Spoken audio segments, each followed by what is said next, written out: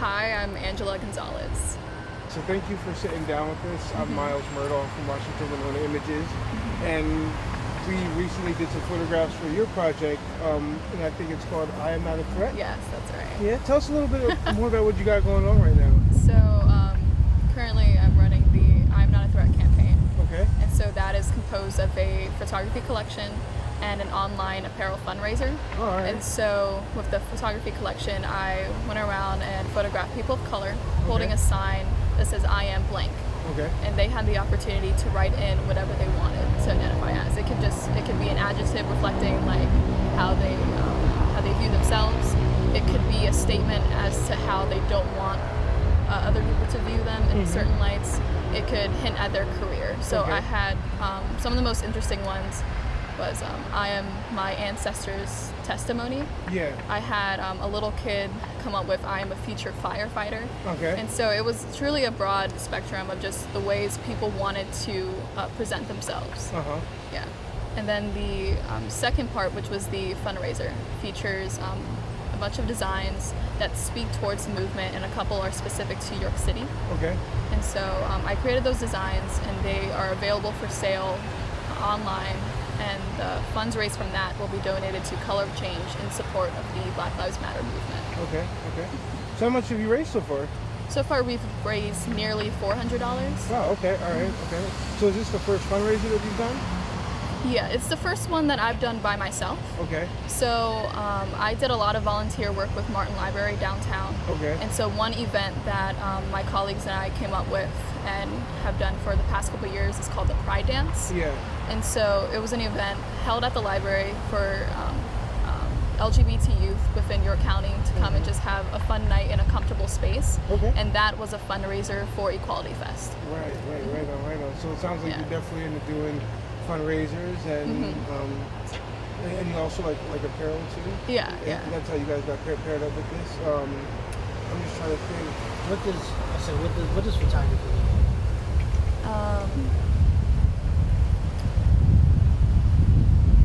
I'm trying to think, because I ran into a couple quotes when I was trying to think of fun captions to promote the campaign, and I ran into one that was something like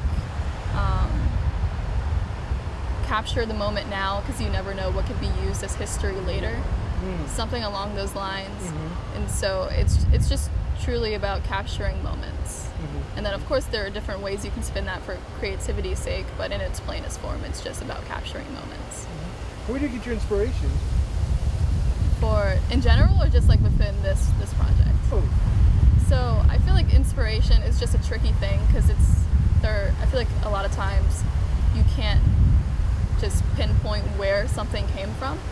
It like a lot of things deserve credit for how do I phrase this? Like when you're inspired by something, most times it's not one single thing that inspires you to do that thing. Yeah. But within this project, within like with COVID cases, I wasn't comfortable attending protests, and within those I feel as if I was left out of the loop. And I would see posts on Facebook from pictures of protests. I'm like, I didn't know that was happening today. Yeah. And so whenever I think of things I can do, I always gear towards something arts related. A couple of years back, I participated in the chalk walk downtown during the Fine Arts Festival, and I did a piece called Unarmed, and it was a body outline with unarmed written across, alluding to the fact that most victims of police brutality are unarmed. And it was accompanied by flowers from countries that are most prominently have people of color. And so with this project, I was just thinking, what can I do that's within my realm of comfortability that still kind of says something? Yeah. And so I bought a camera. And so like this is a new tool that I can utilize, and I just thought about the narrative and just ways to like rewrite it. I think I just lost my train of thought there. So no, but that's fine. Because it sounds like you actually. Yeah. Remember, we're just kind of meeting you for only the second time now. Yeah. So you saw what was going on in society as we've all been home now for God knows how many months now, and you felt like you needed to do something too. Yeah, exactly. That's kind of cool because that's kind of how we did.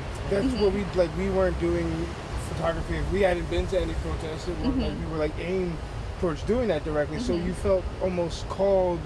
Yeah. I can't just do nothing. Yeah.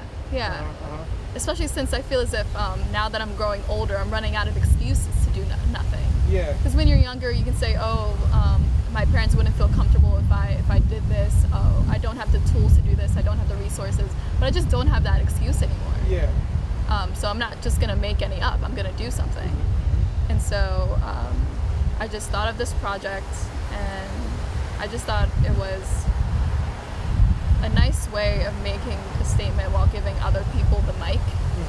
Because within this movement, I always worry that someone will look at me and say, it's not your place.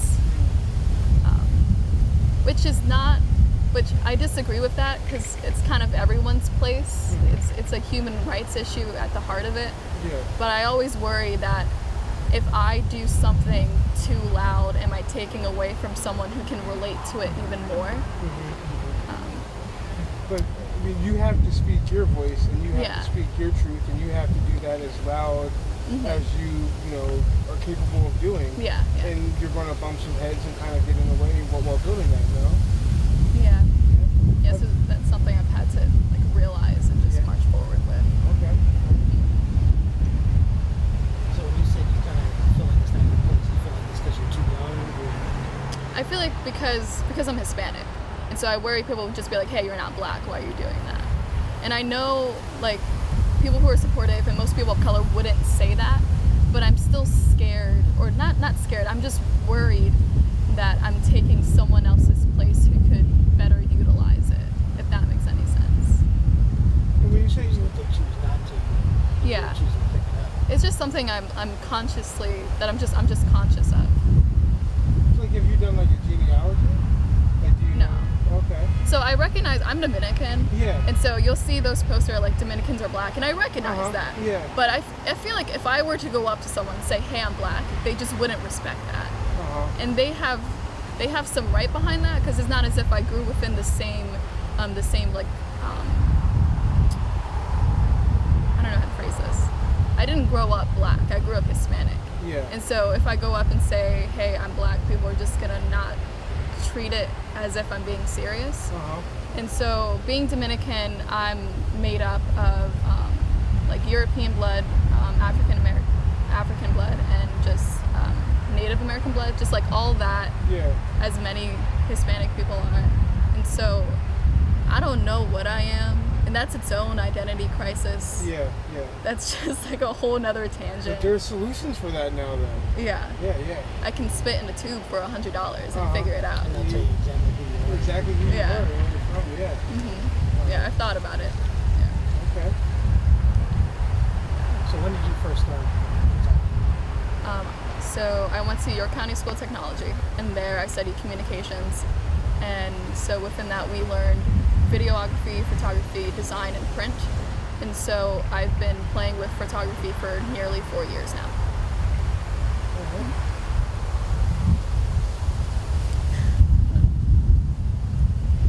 What are your favorite type of photo shoots? So junior year, I started taking headshots for the school, plays and musicals and stuff. Okay. And so we had just learned about Rembrandt lighting, and so I had a studio that I could use that was just free range, and I could set up my own lights. And so within that, I really enjoyed doing just dramatic headshots. And then I also took pictures for the most recent production of Dracula from York County School of Technology, and I took stills from some previews that we did. So I really like dramatic, just black and white headshots, playing with lights, and capturing moments from performances. Yeah, I also did a talent show, and so I really like the pictures I got from people just dramatically singing their hearts out. Okay. Yeah. Just giving all their passion to it. I mean, that's essentially what it is. Going relevant to that moment. So he asked you before we started filming, what your goals were. My so goals. Whether it be photography or videography. All right. Is it too windy? Is everything okay? Okay. We'll fix it. Okay. Maybe. Okay. So in the fall, I'm going to be attending the American Musical and Dramatic Academy for Performing Arts. And so one of my end goals is to direct either a cinematic adaptation or a theatrical adaptation. So when productions move from on-screen to on-stage, whichever direction it's going, I want to be involved one way or another. And so I would like to direct a production like that. I already have an established background in communications, and that feeds into my film and photography work, and I intend to continue that independent study on my own while I'm in school. And then my actual school focus will be the performing arts. So I'm hoping those will kind of like intertwine at some point, and I can really just make the best out of the both of those fields. What's your favorite movie? I just watched Clue, and I don't know. Before, I hate the question favorite movie because I need to be. I know. I need to be more of a film buff than what I am. It's truly a shame how many classics I just haven't seen. But my brother and I have been watching random movies just like because there's nothing else to do. And so we just watched Clue from like 1985, and I just really like the movie. There are like 3 alternate endings, and I just found it really interesting. It made me laugh, but it was still fun yet suspenseful. And of course there's some jokes that wouldn't fly in 2020, but that adds some kind of novelty to it. Like, I don't know. No, but You know it's like what I mean? in Yeah. film is like the same thing with music. I know like where my inspiration came from when it started.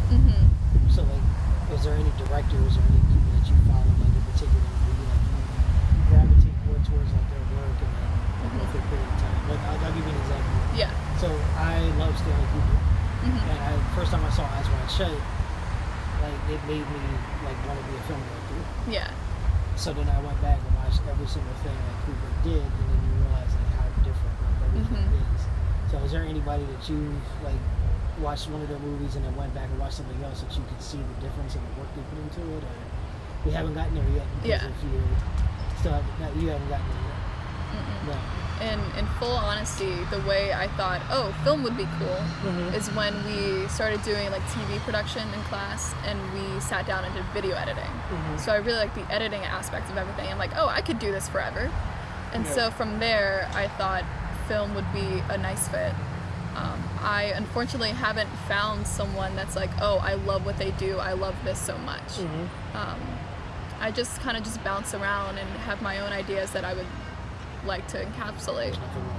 Yeah. Because that's like the same. Like I could never be like the level of mastery that he can put into like one shot. It's like I don't think I have patience for it. But that's where you draw the difference in that. Like you said, if you can bounce around, if you see something and understand, like the work is put into it. Absolutely. Yeah. Any questions? So from the the last thing I'm closing out with, like, so with your project and everything now, what are your I know you talked about the fundraising and everything else. Yeah. But how do you want it to be seen? How do I want it to be seen? I don't know. I just want it to be recognized as what it is. People of color having the opportunity to write their own narrative and owning their own story, and not having it be blacked out and written over by someone who doesn't understand. Have you dealt with any negativity with the Oh yeah. So, Yeah, because most of my promotion has been through social media, and I shared the post into a Facebook group, the Fixing York PA, and that's where I received. That's the only place where I've received the backlash, because it was truly putting it into a space outside of like friends and colleagues. Like it was like just 100% like fresh eyes. And so there's been interesting comments. There was one that was just flat out, "You're racist," and I'm like, what did I do? And then there's the classic, "All lives matter" or "White people matter too," and I never said they didn't. I never said white people suck. I it's most of the hate just comes from people making assumptions about my beliefs based on one collection of photographs. So it's just Do what's you to be respond back expected. to them, or do you just No. let them know? No. We started throwing shade at the people that say stuff to us. It's just easier. It's just easier to send them Because gifts. you realize that when, Yeah. when you say something back, Mhm. they don't say anything else back because they just expect you to sit there and take it. Yeah. What I'll say is you're not wrong in not responding because you just, like I said, like you fire back at them and everything else. But in this town especially, because you can read like a lot of the news, like if you the YDR post something, like 27 post something, anything like that, you can just follow the hatred like all day long. Yeah. So with what you're doing, like obviously it's not like to be put out like that way. So if anybody, if you would respond to somebody, what would be if you would sit that person down and had that conversation with you and say, oh, you're racist. Like if they were sitting here right now, what would you say to them? That's a good question. I know. I'm gonna I just wouldn't like to. I don't like the idea of giving it the time of day, but at the same time, it's like if you don't have these conversations, nothing's gonna change. And so, if I was face to face with someone who, responded to my project with hate, I think my first question would just be like, why do you hate what I'm doing? Just ask them, why is it that they assume that I hate them, and where is it coming from, just to try to understand them.